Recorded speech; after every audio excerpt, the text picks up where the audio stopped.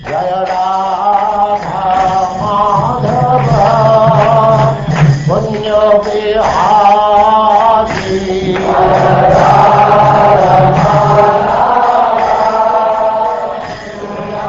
And now Chapter 4, the four categories of universal annihilation.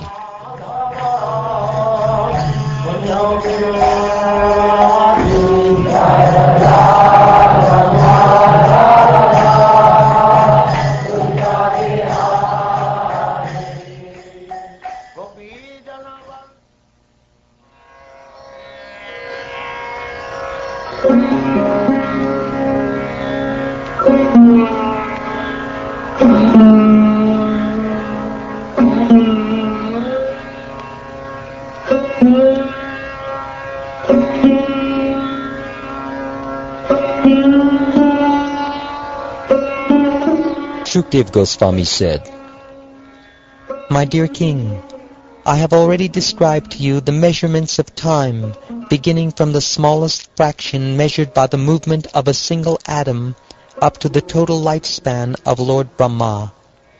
I have also discussed the measurement of the different millennia of universal history. Now hear about the time of Brahma's day and the process of annihilation. 1,000 cycles of 4 ages constitute a single day of Brahma, known as a kalpa. In that period, O king, 14 manus come and go. After 1 day of Brahma, annihilation occurs during his night, which is of the same duration. At that time, all the 3 planetary systems are subject to destruction. This is called the Naimatika, or occasional annihilation, during which the original creator, Lord Narayan, lies down upon the bed of Ananta Shesha and absorbs the entire universe within himself while Lord Brahma sleeps. When the 2 halves of the lifetime of Lord Brahma, the most elevated created being, are complete, the 7 basic elements of creation are annihilated. O king, upon the annihilation of the material elements, the universal egg, comprising the elemental amalgamation of creation, is confronted with destruction.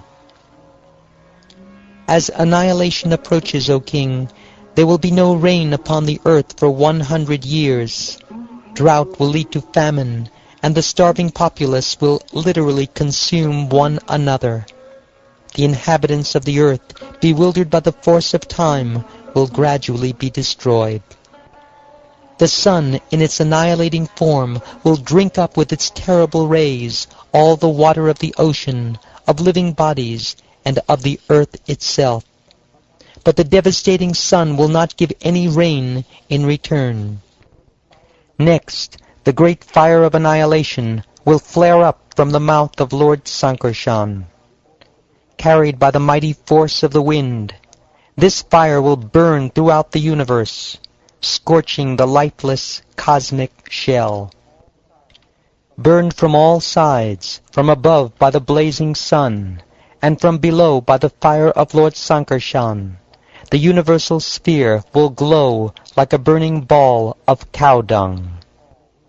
A great and terrible wind of destruction will begin to blow for more than 100 years, and the sky, covered with dust, will turn gray. After that, O king, groups of multicolored clouds will gather, roaring terribly with thunder, and will pour down floods of rain for 100 years. At that time, the shell of the universe will fill up with water, forming a single cosmic ocean. As the entire universe is flooded, the water will rob the earth of its unique quality of fragrance, and the element earth, deprived of its distinguishing quality, will be dissolved. The element fire then seizes the taste from the element water, which, deprived of its unique quality, taste merges into fire. Air seizes the form inherent in fire, and then fire, deprived of form, merges into air.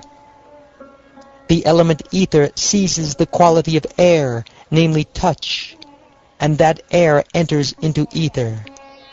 Then, O king, false ego in ignorance seizes sound, the quality of ether, after which ether merges into false ego.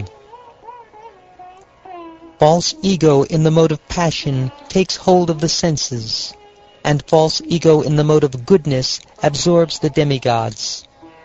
Then the total Mahatattva seizes false ego along with its various functions, and that Mahat is seized by the three basic modes of nature, goodness, passion, and ignorance.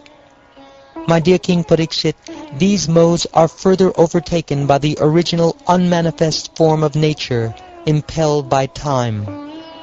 That unmanifest nature is not subject to the 6 kinds of transformation caused by the influence of time. Rather, it has no beginning and no end. It is the unmanifest, eternal, and infallible cause of creation.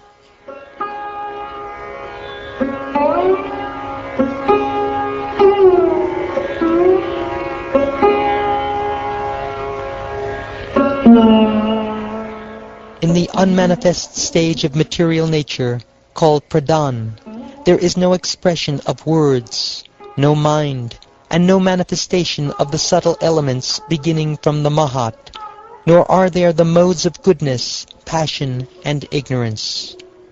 There is no life air or intelligence, nor any senses or demigods. There is no definite arrangement of planetary systems, nor are there present the different stages of consciousness, sleep, wakefulness, and deep sleep. There is no ether, water, earth, air, fire, or sun. The situation is just like that of complete sleep, or of voidness. Indeed, it is indescribable. Authorities in spiritual science explain, however, that since pradhan is the original substance, it is the actual basis of material creation. This is the annihilation called prakritika, during which the energies belonging to the Supreme Person and his unmanifest material nature, disassembled by the force of time, are deprived of their potencies and merge together totally. It is the Absolute Truth alone who manifests in the forms of intelligence, the senses, and the objects of sense perception, and who is their ultimate basis. Whatever has a beginning and an end is insubstantial because of being an object perceived by limited senses, and because of being non-different from its own cause. A lamp, the eye that views by the light of that lamp, and the visible form that is viewed are all basically non-different from the element fire. In the same way, intelligence, the senses, and sense perceptions have no existence separate from the Supreme Reality, although that Absolute Truth remains totally distinct from them. The 3 states of intelligence are called waking consciousness, sleep, and deep sleep. But, my dear King, the variegated experiences created for the pure living entity by these different states are nothing more than illusion. Just as clouds in the sky come into being and are then dispersed by the amalgamation and dissolution of their constituent elements, this material universe is created and destroyed within the Absolute Truth by the amalgamation and dissolution of its elemental constituent parts. My dear King, it is stated in the Vedanta Sutra that the ingredient cause that constitutes any manifested product in this universe can be perceived as a separate reality, just as the threads that make up a cloth can be perceived separately from their product. Anything experienced in terms of general cause and specific effect must be an illusion, because such causes and effects exist only relative to each other. Indeed, whatever has a beginning and an end is unreal. Although perceived, the transformation of even a single atom of material nature has no ultimate definition without reference to the Supreme Soul. To be accepted as factually existing, something must possess the same quality as pure spirit, eternal, unchanging existence. There is no material duality in the absolute truth.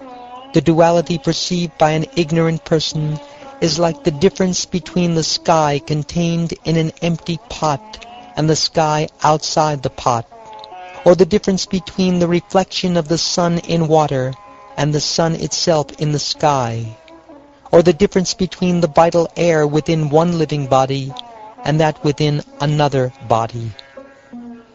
According to their different purposes, men utilize gold in various ways, and gold is therefore perceived in various forms.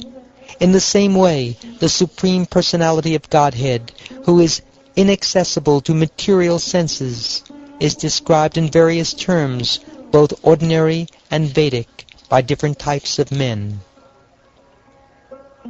Although a cloud is a product of the sun, and is also made visible by the sun, it nevertheless creates darkness for the viewing eye, which is another partial expansion of the sun.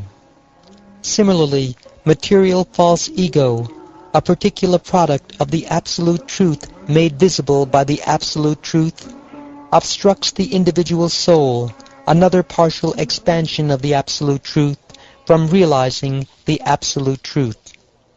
When the cloud originally produced from the sun is torn apart, the eye can see the actual form of the sun. Similarly, when the spirit soul destroys his material covering of false ego by inquiring into the transcendental science, he regains his original spiritual awareness. My dear Pariksit, when the illusory false ego that binds the soul has been cut off with the sword of discriminating knowledge, and one has developed realization of Lord Achyuta, the Supreme Soul, this is called Atyantika, or ultimate annihilation of material existence. Experts in the subtle workings of nature, O subduer of the enemy, have declared that there are continuous processes of creation and annihilation that all created beings, beginning with Brahma, constantly undergo. All material entities undergo transformation and are constantly and swiftly eroded by the mighty currents of time. The various stages of existence that material things exhibit are the perpetual causes of their generation and annihilation. These stages of existence, created by beginningless and endless time, the impersonal representative of the Supreme Lord, are not visible, just as the infinitesimal, momentary changes of position of the planets in the sky cannot be directly seen. In this way, the progress of time is described in terms of the four kinds of annihilation: continuous, occasional, elemental, and final.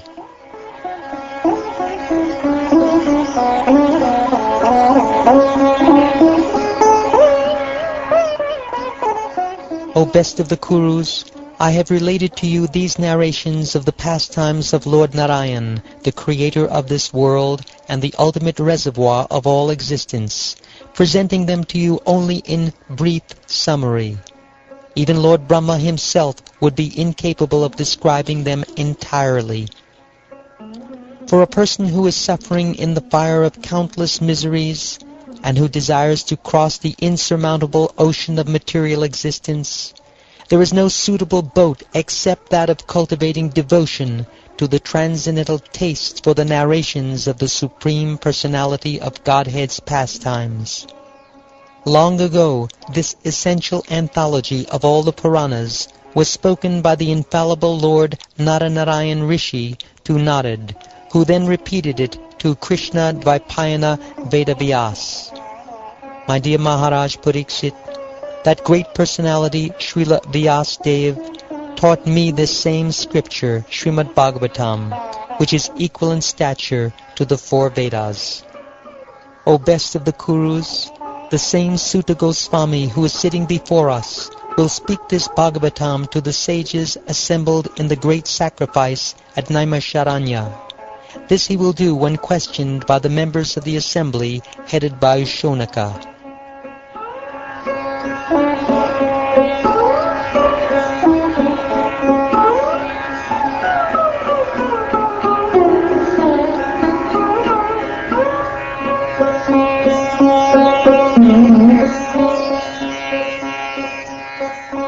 Thus ends the 4th chapter of the 12th canto of the Srimad Bhagavatam, entitled The Four Categories of Universal Annihilation.